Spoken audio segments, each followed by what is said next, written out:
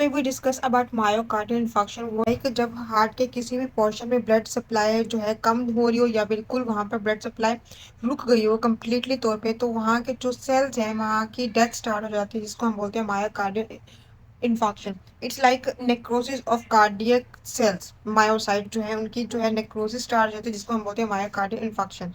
Supply रोक जाती है। तो ब्लड सप्लाई जो है वो कौन सी होती है? तो हमारे पास जो मेनली जो है हमारे पास कोरोनरी आर्टरी है जो कि ब्लड सप्लाई करती है measure of the heart portion.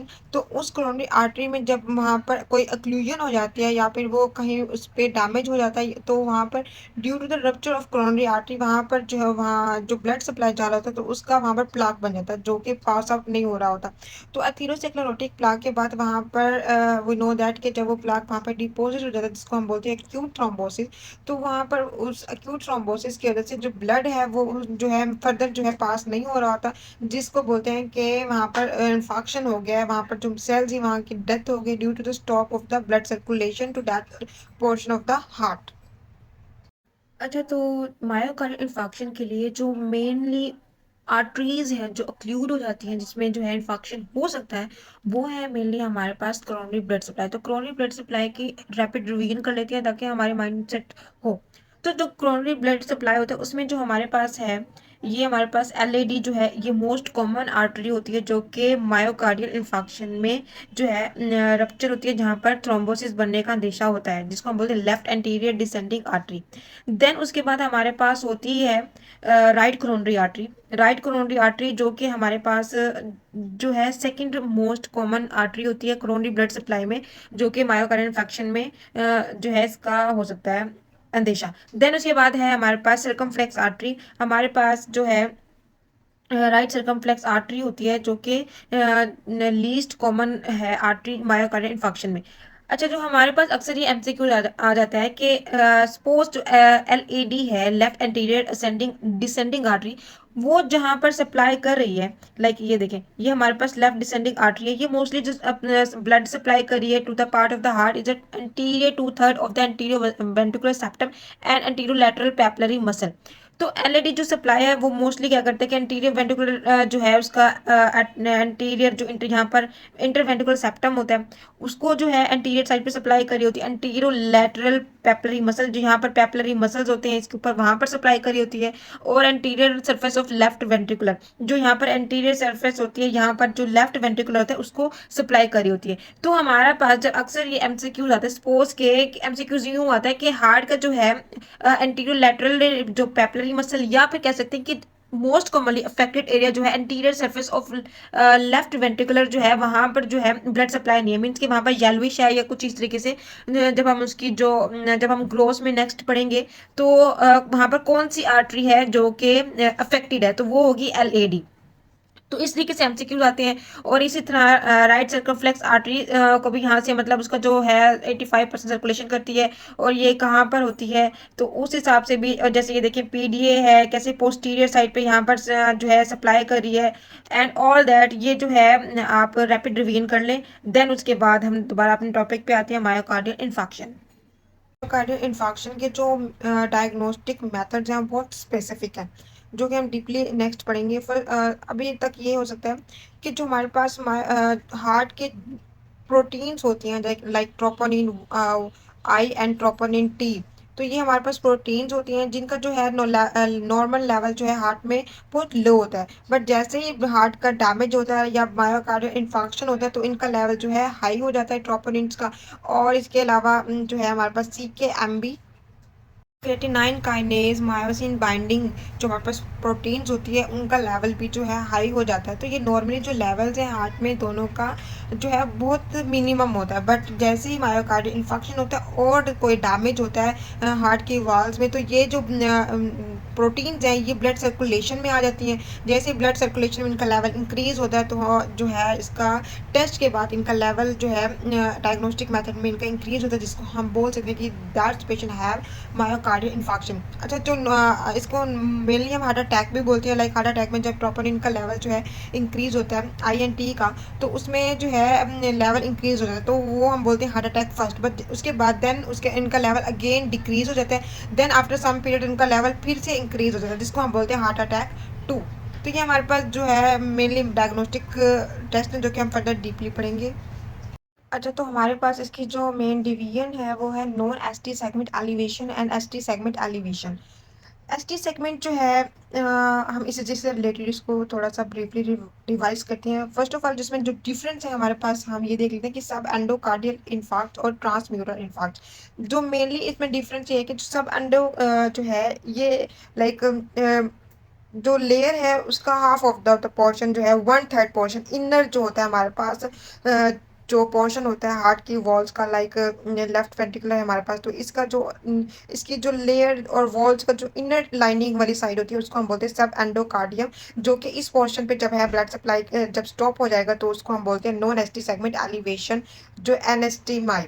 Then उसके बाद है हमारे पास ट्रांसम्यूरल इन्फार्क्ट। इसमें ये है कि इसमें जो सारी लेयर्स होती हैं वो हमारी जो ऑल लेयर्स हैं वो इन्वॉल्व होती हैं और उसमें जो है ऑल लेयर्स इन्वॉल्वमेंट के बाद यहाँ पर जो इन्फाक्शन है वो लेयर टू लेयर होती है लाइक पूरा जो है इसमें कवर होता है वहाँ पर ब्लड सप्लाई नहीं होता जिसको हम बोलते हैं एसटी सेगमेंट एलिवेशन एसटी माई। अगर हम एस टी सेगमेंट की बात करते हैं तो हमारे पास ये है S T segment like this is S T segment. हमारे पास टी वेव ये रही और एस ये तो हमारे पास ये जो पोर्शन है ये हमारे पास जो है एस टी सेगमेंट में आता है। तो जो हमारे पास जो है इस टी वेव जो है उसका मेन रोल ये है कि यहाँ पर देखिए टी वेव वेंट्रिकुलर रिपोलराइजेशन।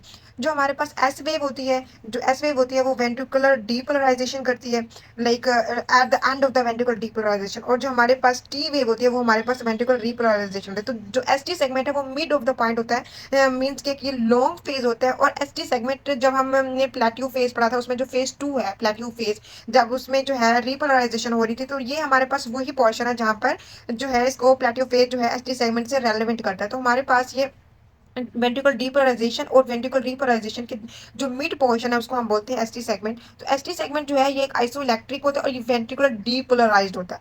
हमारे पास जो हार्ट होता है हम उसका जब हमने इसकी जो ईसीजी पढ़ी थी कि हमारा जो हर एक हार्ट के पोर्शन की ईसीजी की लीड होती है। हमारे पास जो एट्रियम होता है वो हमारे पास कब होता है जब हमारे पास पी लाइक एट्रियम की जो डीपोलराइजेशन होती है तो वो हमारे पास बनती है पी वेव। जब उसके बाद देन उसके बाद जो है पी आर इंटरवल आता है। तो ये हमारे पास लाइक पूरी ईसीजी है जो कि हम पढ़ चुके हैं। तो ये मिनिमम जो है इसकी रैपिड रिवीजन में आपने दिमाग में ये रखना है कि जो हमारे पास टी वेव होती है एक वेंट्रिकुलर रिपोलराइजेशन करती है और टी वेव जो है इन्वर्जन जो है हमारे पास जब टी वेव की यहाँ पे देखें ना कि इसके पास यहाँ पे सिंपली जो है टी वेव हमारे पास प्लेन होती है। यहाँ पर ये जो है प्लेन है बट टी वेव की जो है इन्वर्जन होती है जब ये नीचे आ जाती है टी वेव लाइक तो उस जो इंडिकेट करता है वो इस्कीमिया में और reset MI means myocardial infarction है। जो टी वेव है वो इन्वर्जन जो है इसका जो इंडिकेशन करता है किसमें मायोकार्डियल इन्फार्क्शन में।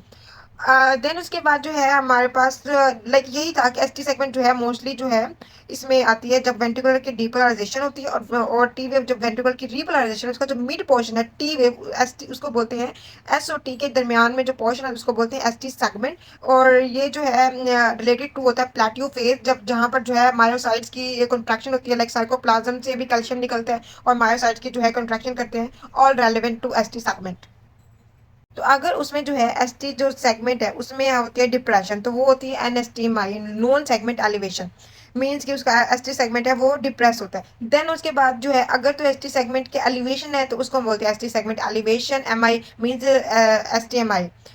सो if we discuss about related to MCQs तो हमारे पास जो most common blood vessel infected होती है मायोकार्डियल इन्फेक्शन के हिसाब से left anterior descending artery. Then उसके बाद हमारे पास सेकंड नंबर पे हमारे पास है राइट कैरोटिड आर्टरी। देन हमारे पास लीस्ट कॉमन जो आर्टरी होती है इन्फेक्ट होती है जो कि इन्फेक्शन में वो है circumflex artery.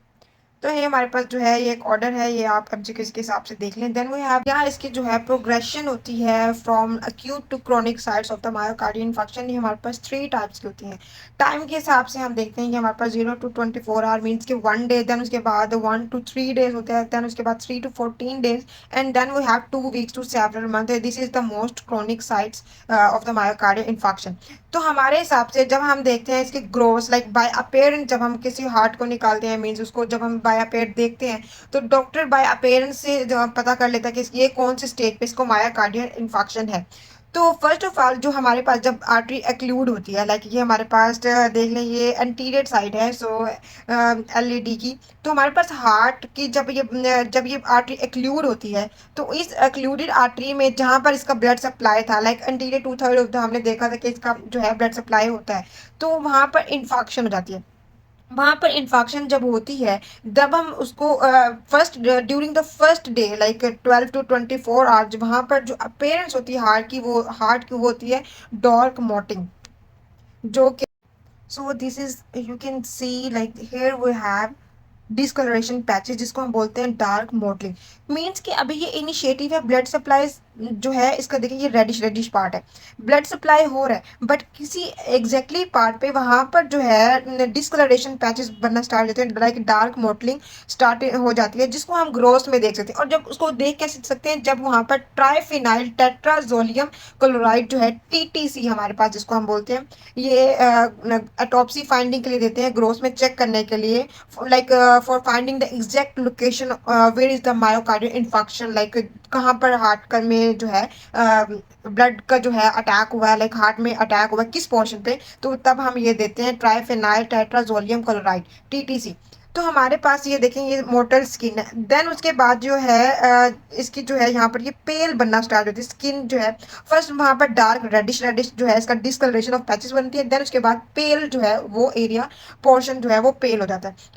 So there is the time period for 0 to 24 hour. तो हमारे पास जो पहले एक दिन में जो हमारे पास ग्रोथ जो हम चेक करते हैं वहाँ पर ये अपेयरेंस होती है। तो हम यहाँ पर देख सकते हैं कि यहाँ पर जो है ब्लड सप्लाई जो है इस साइड पे, यहाँ हम देख सकते हैं कि ये हमारा जो एरिया यहाँ पर ब्लड सप्लाई जो है सफिशिएंट है, लेकिन ये एरिया जहाँ पर मायोकार्डियल इन्फेक्शन हुआ है, लाइक यहाँ पर ब्लड सप्लाई जो है वो उतना नहीं प्रोवाइड हो रहा जितना होना चाहिए था। तो ये वाला जो इतना एरिया, ये येलोविश एरिया, ये पोर्शन यहाँ पर हमारा जो हार्ट है वहाँ पर ब्लड सप्लाई ज़्यादा नहीं है, तो इन एरिया पे जो है मायोकार्डियल इन्फेक्शन है। तो हमारे पास 1 to 3 डेज में होता ये है कि हाइपररीमिया हो जाता है। मीन्स कि आफ्टर 1 डेज जब वहाँ पर ब्लड सप्लाई की जो है रिपरफ्यूजन जो है नेक्स्ट हम पढ़ेंगे कि रिपरफ्यूजन जब भी लाइक किसी भी ब्लड वेसल में जब वहाँ पर ब्लड सप्लाई नहीं हो रहा था, तो ब्लड जो है अगेंस्ट हमारा बॉडी जो मैकेनिज्म है वहाँ पर ब्लड लाइक प्रेशराइज करता है, तो वहाँ पर हाइपररीमिया हो जाता है, लाइक ब्लड जो है मोर सप्लाई हो जाता है, एक्सेसिव ब्लड नजर आने लग जाता है उस टाइम पे, लाइक 1 to 3 डेज में वो हमारे पास हाइपररीमिया स्टेज आ जाती है। हाइपररीमिया स्टेज के बाद हमारे पास है 3 to 14 डेज में क्या होता है, हमारे पास हाइपर इमेज बॉर्डर बन जाता है, लाइक हमारे पास जो है इसकी लाइक यहाँ पर देखे ना कि यहाँ पर जो है बॉर्डर्स बनना स्टार्ट हो जाते हैं, लाइक पता चलने लग जाता है कि इस जो वो एक पोर्शन बनाना स्टार्ट हो जाता है कि लोकलाइज्ड पोर्शन, कि इस एरिया पर जो है मायोकार्डियल इन्फेक्शन नहीं, मीन्स कि यहाँ ब्लड सप्लाई नहीं हो रहा। उस बॉर्डर बनाने के बाद हमारे पास वहाँ पर जो है येल्विश जो है अपेयरेंस नजर आने लग जाती है। उस येल्विश अपेयरेंस जो है में जो है इसका मतलब यही कि यहाँ पर ब्लड सप्लाई नहीं हो रही। देन उसके बाद उस ये येलोइश जो होती है वो सेंट्रल जो है हमारे पास आती है, और देन उसके जो सराउंडिंग पे है हमारे पास ब्राउन सॉफ्टनिंग उसकी नजर आने लग जाती है, लाइक दिस जो है इसकी येलोइश सेंटर होता है, उसके साइड पे ब्राउन लाइनिंग होती है, देन उसके बाद रेडिश टाइप की जो है उसकी बॉर्डरिंग हो जाती है। तो ये हमारे पास 3 to 14 डेज में ग्रोथ एनाटॉमी में नजर आने लग जाती है। देन उसके बाद हमारे पास फर्दर जो क्रोनिक स्टेज में चले जाती है, जब भी आपको पता है कि जब एक ब्लड सप्लाई है वहां पर लाइक ब्लड सप्लाई वहां पर रुक गया, तो हमारा बॉडी का मैकेनिज्म है कि उन अब वहां पर सप्लाई तो करना है ना, तो वो हार्ट जो है खुद ही जो है वहां ब्लड जो आर्टरीज बनाना करना स्टार्ट कर देता है, जिसको हम बोलते हैं रिकैनालाइज्ड आर्टरी। वहां पर एक और जो है आर्टरी छोटी छोटी आर्टरीज बनना स्टार्ट हो जाती है, जो कि कोरोनरी आर्टरी का उसका लाइक उसका कोई ताल्लुक नहीं होता, बट उसका क्योंकि वहां पर पोर्शन में ब्लड सप्लाई नहीं है, जिसकी वजह से वहां पर आर्टरीज बनना स्टार्ट हो जाती है, new arteries for the supply of blood to the heart. अब उस पोर्शन में ब्लड तो सप्लाई करना है ना। देन उसके बाद रिकैनालाइज आर्टरी के बाद जो है उसका मजीद जो कलर जो है वो डिसकलर्ड हो जाता है, जिसको हम बोलते हैं grey white scar. Grey white scar ये हमारे पास 2 वीक टू सेवरल मंथ्स में आता है। हमारे पास जो है कलर डिसलाइक कैसे कलर डिसकलरेशन जो है एक फेस चला है, हमारे पास जो है डार्क मोटलिंग बनी। देन उसके बाद डार्क मोटलिंग के बाद हमारे पास येलोविश एरिया बना। येलोविश एरिया बनने के बाद उसके बाद हमारे पास उसकी जो साइड पे है उसकी जो बॉर्डर्स बनना स्टार्ट हो गए। बॉर्डर्स बनने के बाद उसके बाद हमारे पास जो कलर ग्रोथ एनाटॉमी में एंड कलर जो हमारे पास अपीयर हुआ वो है grey white colour. this is the scar. Okay, so that was the gross anatomy. So now we will discuss about light microscope. Light microscope में अब क्या है, लाइट माइक्रोस्कोप की अगर हम बात करें, हमारे पास 0 to 24 आवर्स में जो फर्स्टली हमारे पास जो होती है, हमें पता है कि हार्ट में जो नेक्रोसिस लाइक डिफरेंट टाइप वो है, नेक्रोसिस टाइप। तो हमारे पास हार्ट में जो नेक्रोसिस होती है उसको हम बोलते हैं कोagulative नेक्रोसिस। तो हमारे pass on first day of the patient heart जो है वहां पर क्या होता है कि कोagulative नेक्रोसिस स्टार्ट हो जाती है थोड़ी बहुत। देन उसके बाद जो है उसके जो नेक्रोटिक सेल है, लाइक जो डैमेज सेल था, वो रिलीज हो जाता है from heart to the blood supply हमारी ऑल ओवर द बॉडी जो है, जिससे हम जो है हम देखा कि डायग्नोस्टिक मेथड हम पता करते हैं ट्रोपोनिन लेवल का कि यस भाई अब ये हार्ट की प्रोटीन जो है जो रिलीज हो गई है ब्लड में, तो हम उसको जो है डायग्नोस्टिक मेथड में ले आते हैं और हमें पता चलता है कि that patient have myocardial infarction. अच्छा, तो यूं इसके बाद जो है जब वो उसमें आ जाता है ब्लड में, तो तब वहां पर अडीमा हो जाता है, हेमरेज होता है और वेवी फाइबर हो जाते हैं। वेवी फाइबर जो है ये बहुत इंपॉर्टेंट एमसीक्यूज है, जो कि अक्सर एमसीक्यूज जो है ये आता है वेवी फाइबर। तो वेवी फाइबर में जो है देखते यूं है कि इसकी लाइक जब हम उसकी माइक्रोस्कोप बनते तो हमारे पास ऐसे वेवी फॉर्म में जो है वेवी फॉर्म में हमारे पास अपीयरेंस हो जाती है। लाइक थोड़ा सा फ्रेश लुक होते हैं। अभी उसमें जो है न्यूट्रोफिल्स इतने नहीं होते, लाइक इतना जो है उसमें बहुत कंजस्टेड चीजें नहीं होती, लेकिन क्या है कि उसकी जो वेव्स बनना स्टार्ट हो जाती है। नॉर्मली जो ये वेव्स है ना वेवी जो मायोफाइब्रल्स की जब हम उनकी बात करते हैं तो वो इतने वेवी नहीं होते, but during the myocardial infarction और उसके जो पहला पहले 24 घंटे होते हैं उसमें जो है ये वेवी अपीयरेंस नजर आना स्टार्ट हो जाती है। वेवी अपीयरेंस के बाद इसमें जो इम्पोर्टेंट पॉइंट ये है कि इसमें जो है 0 to 24 आवर्स में जो ब्लड है आर्टरी का वो रीपरफ्यूज करने की कोशिश करता है। लाइक जहाँ पर जो आर्टरी हमारी डैमेज है वहां पर रीपरफ्यूजन होना स्टार्ट होती है। लाइक उसमें ब्लड जो है पहले तो चला गया, उसमें ब्लड नहीं था, लेकिन उसके बाद फिर उसमें थोड़ी देर के लिए ब्लड आता है। लाइक उसमें कंपनसेशन मेथड स्टार्ट होता है कि कैसे ना कैसे उस ब्लड को वहां पर सप्लाई किया जाए। तो रीपरफ्यूजन इंजरी के बाद जो है उसके बाद मजीद डैमेज हो जाता है। लाइक रीपरफ्यूजन इंजरी आती तो बेहतरी के लिए, लेकिन वो हमारे हार्ट की आर्टरीज को मजीद डैमेज कर देती है, जिसकी वजह से वहां पर फ्री रेडिकल्स निकलना स्टार्ट हो जाते हैं, जिसको हम बोलते हैं लाइक जो फ्री रेडिकल्स आपने पढ़ा होगा कि जब हम प्लेटियो फेज में होते हैं, phase 2 of the repolarisation of the myocardial action potential, वहां पर जो कैल्शियम थे हमने पढ़े थे कि सार्कोप्लाज्म से कैल्शियम जो है निकलता है, जो कि इन्फ्लक्स होता है। देन वो कैल्शियम जो मजीद ट्रिगर करता है हमारी सार्कोप्लाज्म की से प्रोटीन निकालने के लिए, जो कि मजीद जो है हमारे हार्ट की कॉन्ट्रैक्शन में मदद करते हैं। तो हमारे पास लाइक ये रिलेशन है, जिसकी रिप्रोफेशन इंजरी के बाद जो है मजीद जो है उसकी हाइपर कॉन्ट्रैक्शन हो जाती है। लाइक पहले तो कॉन्ट्रैक्शन हो रही थी, लेकिन ड्यू टू द रिप्रोफेशन जो है इंजरी की वजह से वहाँ पे जो फ्री रेडिकल्स निकले हैं उन्होंने जो है जो कॉन्ट्रैक्शन है वो मजीद कर देती है, उस पोर्शन की जो कॉन्ट्रैक्शन वो मजीद हाई हो जाती है। और that was the main point of the first day of the myocardial infarction patient. Then we have 1 to 3 days।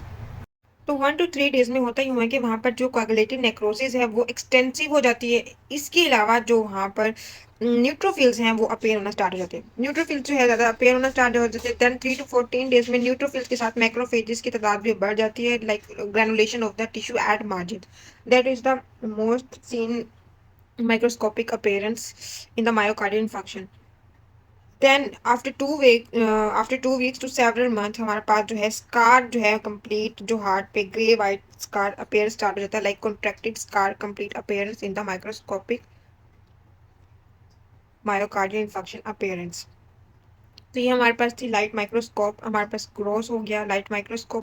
So if we discuss about complication, तो हमारे पास जो at a time of 1 day like 0 to 24 hours में जो हमारे पास जो complication नजर आती हैं वो होती है वेंट्रिकुलर एरिथमिया। लाइक हमें पहले पहले जो है हार्ट बीट का जो रिथम है वो इम्बैलेंस नजर आता है। जो उसकी जो रिथम हो गया, हार्ट बीट हो गया, उसकी जो रेट है उसमें जो प्रॉब्लम नजर आती है। देन उसके बाद उस टाइम पे हमारे पास जो कॉम्प्लिकेशन नजर आ सकती है वो हार्ट फेलियर है, कि उसको उसका जो हार्ट है वो फेलियर की तरफ जा सकता है। देन उसके बाद जो है हमारे पास कार्डियोजेनिक शॉक जो है अपेयर हो सकता है।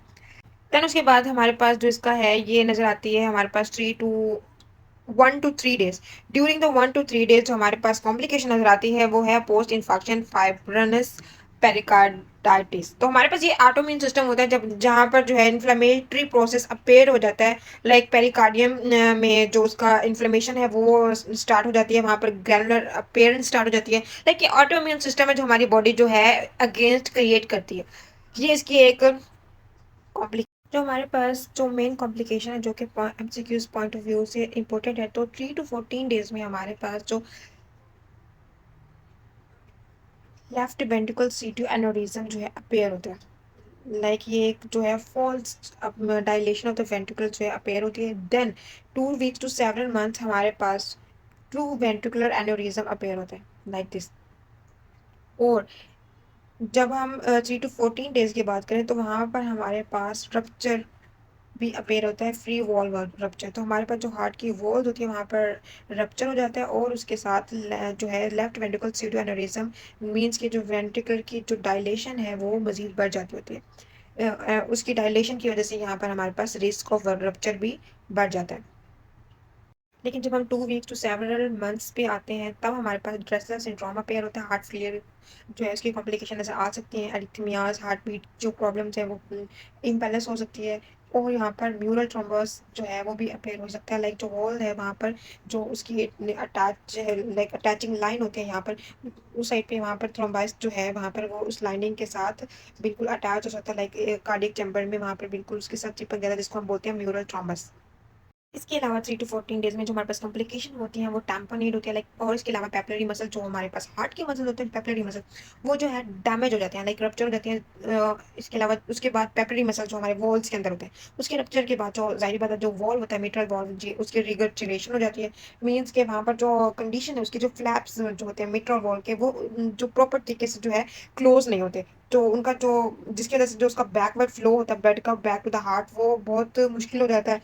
तो भी वो जो है नेक्स्ट उसमें लाइक हार्ट फेलियर जिसकी वजह से वो जो मजीद जो है आफ्टर 2 वीक्स टू 7 मंथ जो है हमारे पास हार्ट फेलियर की कॉम्प्लिकेशन अपेयर हो जाती है।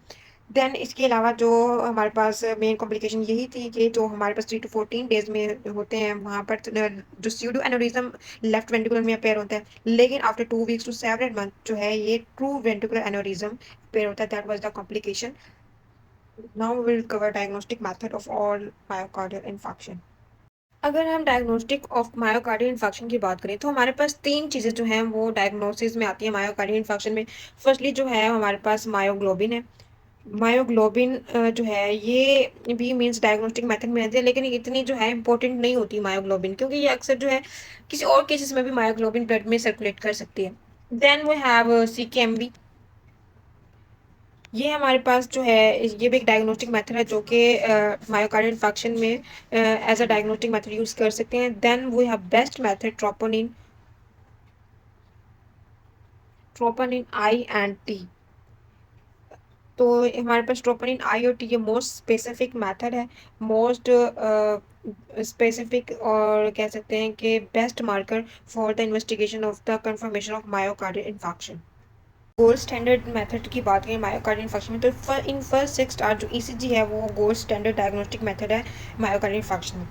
जो हमारे पास कार्डियक ट्रोपोनिन आई जो होता है वो हमारे पास राइज करता है आफ्टर 4 आवर्स। लेकिन जो सी की एम बी है वो राइज करता है आफ्टर 6 to 12 आवर्स।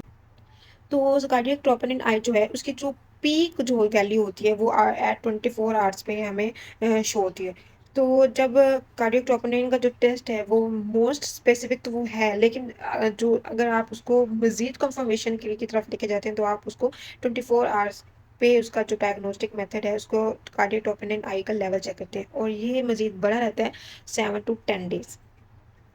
तो ये एक मोस्ट स्पेसिफिक जो है प्रोटीन मार्कर है। सी की एम बी जो है हमारे पास वो आफ्टर 6 to 12 आवर्स जो है बढ़ती है और ये peaks at 16 to 24 hours and is predominantly found in myocardium but can also be released from skeletal muscle. That's why CKMB जो है ये most sensitive और most specific नहीं कह सकते लेकिन जो कार्डियक ट्रोपोनिन आई है वो most sensitive है और most specific है और जो उसका ड्यूरेशन है 7 to 10 डेज है वो बड़ा रहता है। और कार्डियक ट्रोपोनिन का ये जो कार्डियक ट्रोपोनिन आई है वो मोस्टली जो है री इन्फेक्शन में भी कंफर्मेशन करता है कि जब कार्डियक ट्रोपोनिन आई का आप लेवल चेक करते हैं लाइक इसकी एक सीरियल मॉनिटरिंग होती है ट्रोपोनिन आई की लेवल्स की चेकिंग की तो कि उसकी 20% जो है वो राइज करता है प्रीवियस लेवल से। तो जब उसका 20% उसका जो ट्रोपोनिन आई है वो ज़्यादा हाई हो जाता है प्रीवियस लेवल से तो इसका मतलब ये है कि वो री इन्फेक्शन की तरफ जा रहा है, मतलब उसके पहले भी जो है मायोकार्डियल इन्फेक्शन हो चुके हैं अब वो री इन्फेक्शन की तरफ पेशेंट जो है जा रहा है। पेशेंट जो है अगेन मायोकार्डियल इन्फेक्शन जो है वो मतलब उस पेशेंट को दोबारा मायोकार्डियल इन्फेक्शन हो सकता है। देन जो है इसके साथ हमारा मोस्ट स्पेसिफिक ये है कि जो हमारे पास लास्ट मार्कर होता है 1 LDH 1 LDH, ये हमारे पास मार्कर होता है। ये क्या करता है, जो कि 4 आवर्स पे जो है इसका जो लेवल है वो उसका आप चेक कर सकते हैं। और जो है ये 10 डेज पे जो है जाकर नॉर्मल हो जाता है। ये ना 10 डेज पे जाकर नॉर्मल हो जाता है। नॉर्मली जो होता है LDH 2 है वो उसका लेवल ज़्यादा होता है LDH 1 से, नॉर्मली ये होता है नॉर्मल। लेकिन होता यूँ है कि जब LDH 1 ज़्यादा हो जाता है LDH 2 से, तो वो जो है MI को कंफर्म करता है। ये जो टेस्ट है ये इतना ज़्यादा जो है परफॉर्म नहीं किया जाता। मोस्टली जो है कार्डियक ट्रोपोनिन आई से ही कंफर्मेशन हो जाती है कि इस पेशेंट को मायोकार्डियल इन्फेक्शन है। और ट्रोपोनिन आई की लेवल जो है ना उसका जितना वो ज़्यादा होता है ना उसकी एलिवेशन, उसका पेशेंट मीन्स कि वो मायोकार्डियल इन्फेक्शन उसका उतना ही जो स्फेयर है उसको उतना ही ज़्यादा पैसेज ऑफ टाइम है, और उतना ही जो है उसकी मीन्स का ज़्यादा 7 to 10 डेज तक कार्डियक ट्रोपोनिन आई जो है वो बड़ा रहता है। तो इसलिए ये मोस्ट सेंसिटिव भी है, मोस्ट स्पेसिफिक भी है, और इसकी एलिवेशन के हिसाब से जो है इसका ज़्यादातर जो है पता चल जाता है कि जो पेशेंट है वो काफ़ी दिनों बाद आ रहा है, लाइक 1 हफ्ते बाद आ रहा है कुछ भी, तो उसका ट्रोपोनिन आई लेवल उसका अभी भी बढ़ा हुआ होगा। तो बाकी बायोमार्कर्स के हिसाब से ट्रोपोनिन आई जो है वो बेस्ट मेथड है for the confirmation of myocardial infection. Then